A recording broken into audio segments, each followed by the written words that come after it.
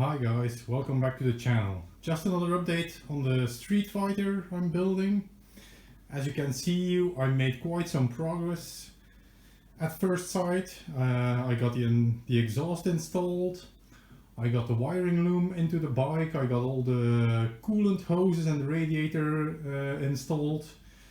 I got all the controls working, so the clutch works, the brakes work, kind of, the throttle works, the rear brake works, the gear linkage isn't connected yet, but that will be fixed quite soon normally. It looks like everything is going very smooth, but actually there have been some hiccups, and this is what I wanted to talk to you about. The first thing I want to talk about is installing the carburetors. It looks quite straightforward. If I take a moment just to remove the airbox like this, there's a hose that's attached here. I'm gonna let it be for the moment. Just want to talk to you. It's hard to see, but between the carburetors and the intake of the cylinder head, there's a rubber mounting that had to be changed. But as you can see, there's very little place. So I had to take the engine back out of the bike again. I had to take it completely apart, basically just to change the four rubber pieces that connect the carburetor to the engine. While the parts were ordered and the engine was out of the bike again, I took a moment to clean the engine up. As you see on the pictures, which are normally showing right now, is the first picture is the before.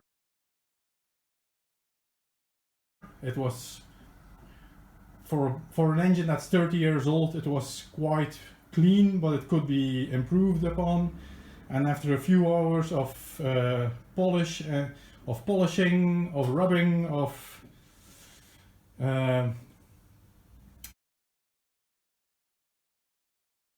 after a few hours of polishing, the engine looked a lot better and was ready to go back into the bike.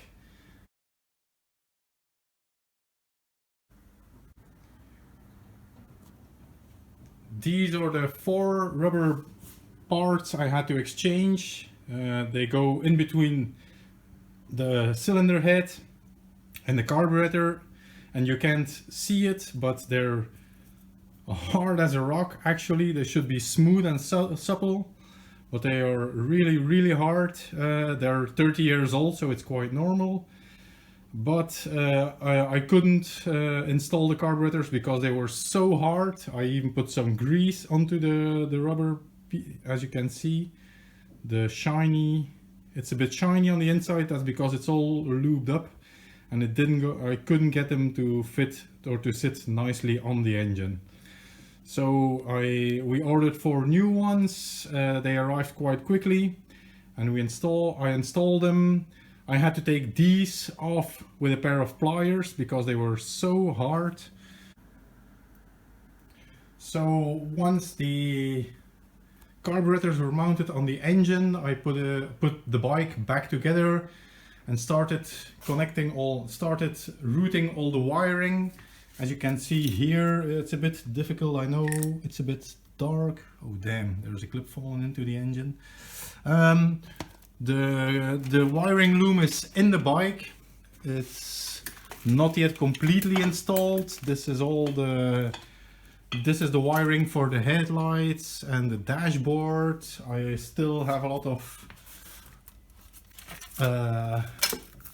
this is the wiring loom for the rear lights, the rear indicators. So there's still a lot of work to be done. But I thought I was making some good progress until I discovered that because the wiring loom here is going over this bar, I can't install the airbox as it should. I can't install it properly. And the very fun surprise I had was discovering that to fix this I have to take the engine out of the bike again. So this is what I'm planning to do this week if I have some time, and I feel up to it because I have been putting the engine in, taking it out, putting it in, taking it out. I'm getting quite sick of it. This is also because I never saw the bike. I got the bike in boxes, so I never saw it when it was complete.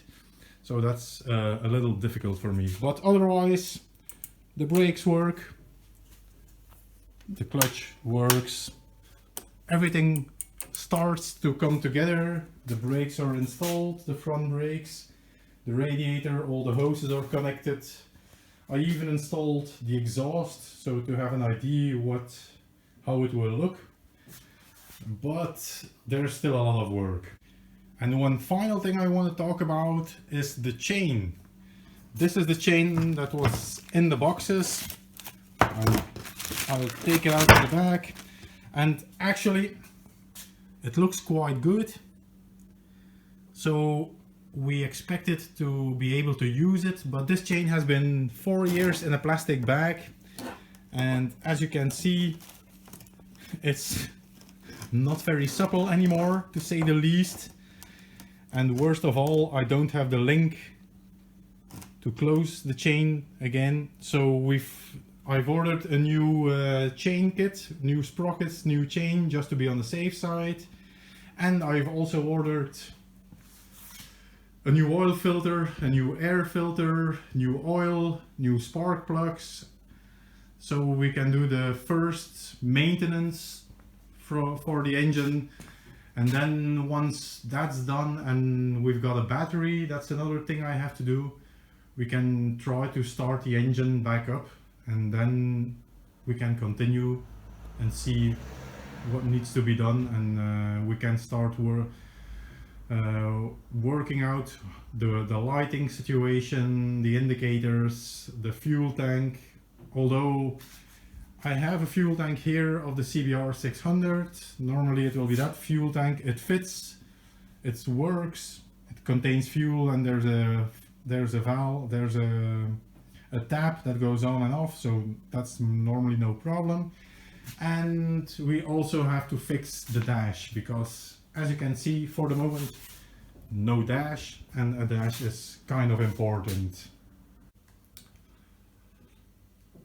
Okay, so that's the update for the moment. I hope to continue the progress I'm making for the moment. I hope to keep up the speed. I'm working on it. Hopefully next time I'll make a video. We'll be ready to start it up, or maybe I'll make a separate video about where I put how I fixed the electrical situation, the spaghetti loom, how I fixed that, and how I got the battery installed. And then it will be about time to start the engine. I hope by then also the dash will be arrived. The dash has arrived by then, so we can see if we can connect that up also. Thank you very much. Hope to see you next time. Please like and subscribe. Leave a comment, leave a question, and I'll make sure I'll get back to you. Bye.